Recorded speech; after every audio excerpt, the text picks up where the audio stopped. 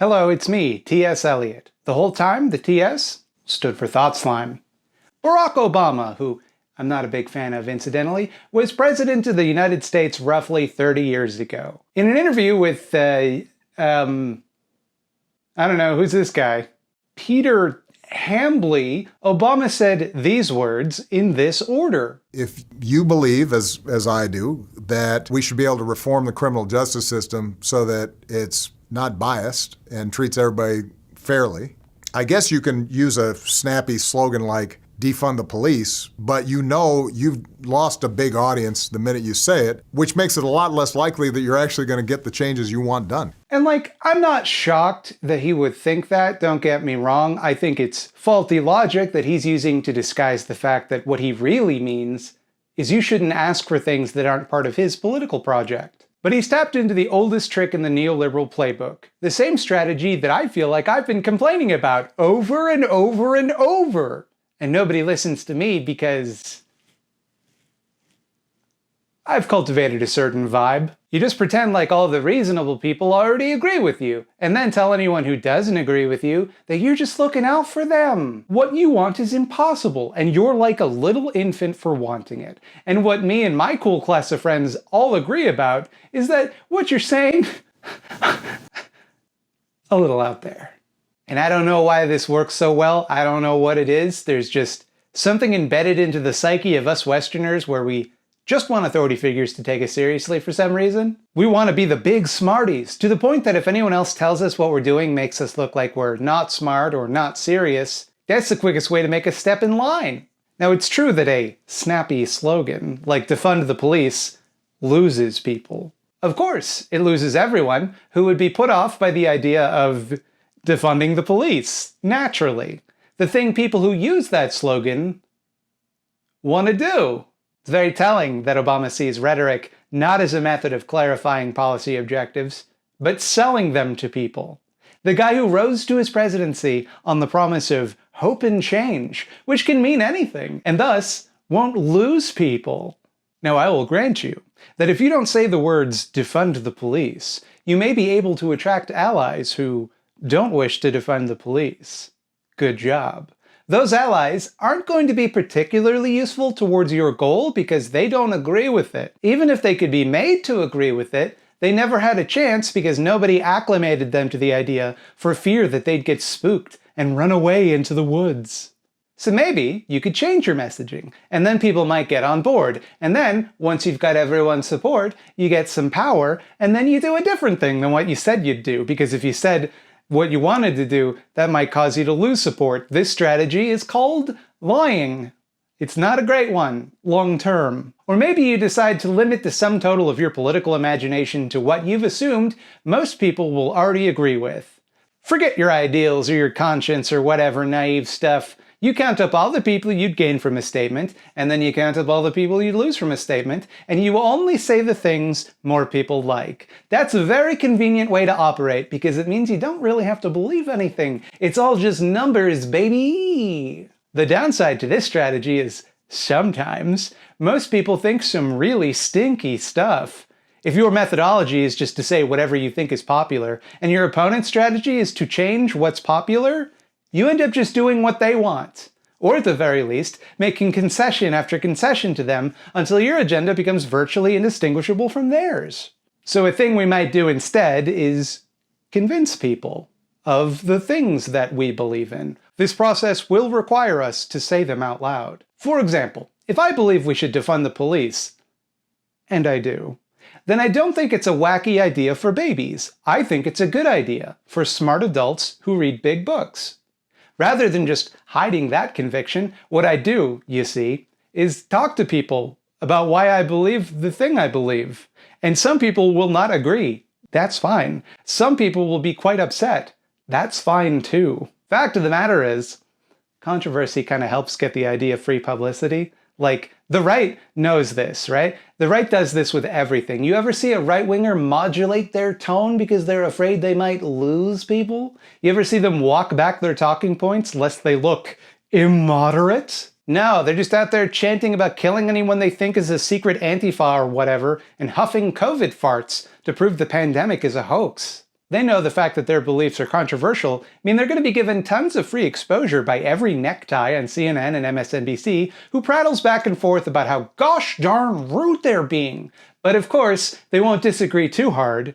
That might lose people. So their talking points become one side of the coin, and the other side of the coin becomes, geez, woof, don't know about that one. There's no space to talk about what you want to talk about, only to tut-tut at what someone else wants to talk about. Now, I don't think defund the police is the best possible slogan. I'm sure that if we workshopped it, got a bunch of PR companies on the job, we could maybe come up with a better one. And I certainly don't think it's the best objective, which would of course be to abolish the police and replace them with a more democratic institution that served the legitimate functions people associate with policing without the special privileges and unique class of people that are allowed to shoot you virtually unchallenged. But none of that's important. That's all beside the point. What makes the slogan useful is that people are already saying it. It already has momentum.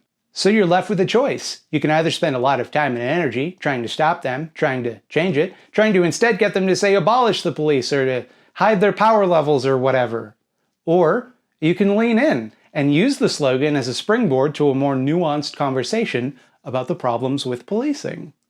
See also, hey, how come you guys call yourself anarchists? That's a scary word. You should pick a new name. And okay, I'll grant you anarchists don't have a very good public image. We could do this. We could choose a new name as some sort of branding exercise. But it's okay, say that we do that. We call ourselves Presented without comment. An uninterrupted cut of how long it took me to think of a punchline for this joke.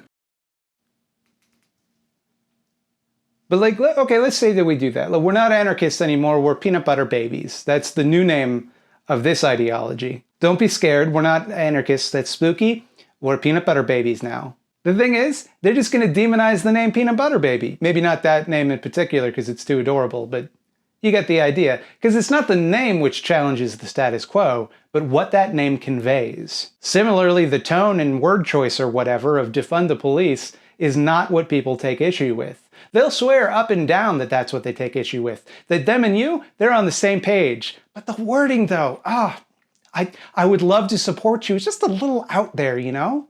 You and I get it. You and I get it, but the people in middle America, they don't get it. They're not as smart as you and I, right? What they're really against is the challenge that the statement poses to the status quo, to the cultural norm of police as above criticism or any kind of animosity or distrust. How many of you watch TV shows or movies where the main characters are police, or some equivalent form of law enforcement?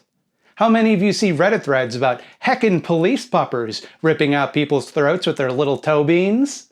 How many of you were taught as children that if you're in trouble, you should seek out the nearest police officer? It is taboo to criticize the police as an institution. And like most taboos, it's that way because it protects the rich and powerful, whose interests the police serve. They organize society and culture, so they organize it in a way that makes the institution which protects their wealth and privilege sacrosanct. Any challenge to that institution, even one as mild as, let's give this institution less money instead of all of the money, cannot be allowed to proceed because it creates a dangerous precedent. People might start to think that they should have some say in how their communities are organized, that maybe the people and systems which govern their lives now don't have their best interests in mind. Therefore, it becomes necessary to convince them not only that what they want would be bad, actually, but also that they and everyone else don't even want it. So you're all alone with your weird ideas and you're scaring people.